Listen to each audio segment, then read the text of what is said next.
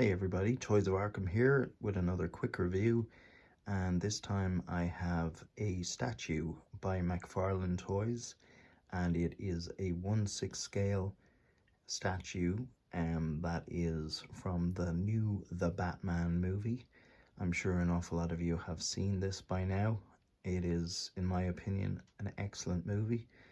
Really enjoyed it, and I'm loving the merchandise from it. I love the black and red theme. Black and red always goes well together, and you'll see throughout an awful lot of the merchandise there is this black and red theme.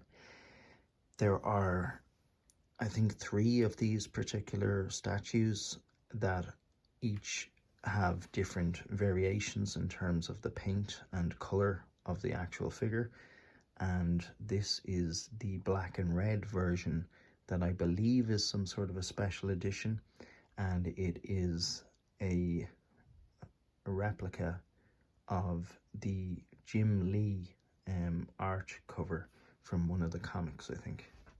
So what we're looking at here is an image of the back of the box, and again it's that black and red that I really like, and the styling here, I think this is an actual print of the Jim Lee cover, or maybe I'm wrong, perhaps you can correct me there, but just turning the box around, that bat symbol from the new movie, and again the Batman symbol, and here, yeah, it has gold label, so I think this is a special edition, black and red, and look at that for a price. I mean, my god, €43. That's really good value for a 1/6 scale statue. I mean, I have a 1/6 scale statue, which you will see up here from XM Studios, and that cost me in the region of €650. And this, which I'll show you in a minute, is a lot cheaper. The side has nice artwork. This is a box I'm going to keep, actually. I'm not going to discard it, even though it's a cheap figure, and it's not like I'll be holding on to this for any sort of gain in value down the years. I just like the box. In fact, I might actually cut this out and hang it up on the wall or frame it. I like it that much. Anyway, that's enough about the box. Let's have a look at the figure. So here we go. Let's make sure we're getting good lighting here, folks. So it's a bit of a glare.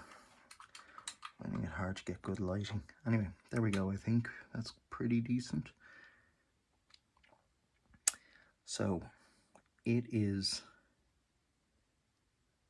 obviously the Batman Robert Pattinson style figure. It has this base which is detachable from the figure itself. So essentially on the bottom there are 2 pegs which go into holes at the bottom of the feet of the figure. So you can take that figure off if you want to. The base itself has a bit of a gargoyle on it, and it has a brick effect on the ground, like a cobblestone, and that is pure black.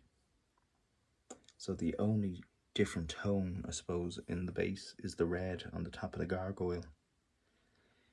The material itself, it is a plastic.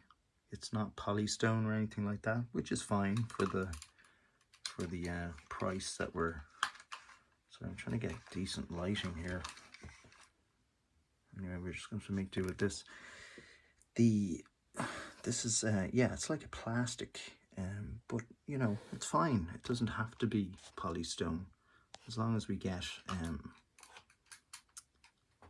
the details, which we do. So I know there's an ordinary standard version. I think there's a gold version, but I just really like this black and red. It's just something different, and it seems to go in with the whole tone of the movie. So the red runs through the eyes, the cowl, the cloak, down the whole suit. Really like it. So let me turn it around. Goes down the side here, which is really, really cool. I like the movement in this whole cape. And just in terms of this suit in general, if you're interested in my thoughts on it, my favourite suit of all suits, I think, still is the Batman Begins suit. However, this might be my second favourite. I'm actually really growing to love the organic sort of vibe to it. The stitched cowl and the cape, which has a collar on it. I really like that collar. It reminds me of Gotham by Gaslight, and it yeah, it adds to the vibe. The suit certainly helped Robert Pattinson in the movie look a bit more intimidating. It bulked him up a bit, and I think they shot the movie in a way to make him look bigger than he is. They put him around actors that are a bit shorter than him, and they angled the camera in a way to make him bigger, and the suit made him look bigger. And even in the sound, the footsteps as he approached made him sound like he was a heavy guy, because there were quite pronounced footsteps. In fact, when he was first introduced, it reminded me of Jurassic Park, when the T-Rex stomp noise was made and the water was rippling as he approached. That was the introduction, just the noise of him. And that was kind of similar in Batman. They were making him out, I think, to be a big guy, which he's actually the opposite. He's not big at all. But still, you know, that's fine. It's artistic direction. We saw it in Dark Knight Rises with Bane. Sure, I think Tom Hardy's only about 5'8", and he's not the biggest guy, but they made him look big, so that's fine. We can allow for that.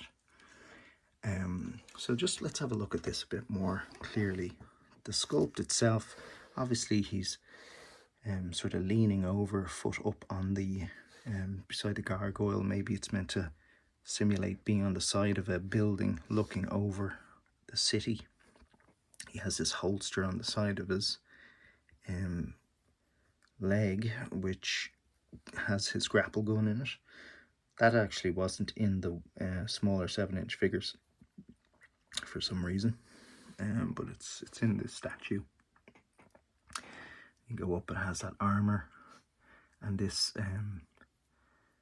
Batman symbol, which in the movie, if you haven't seen it, look away or don't listen, but basically that's something that can come off and he throws as a batarang. That's not detachable.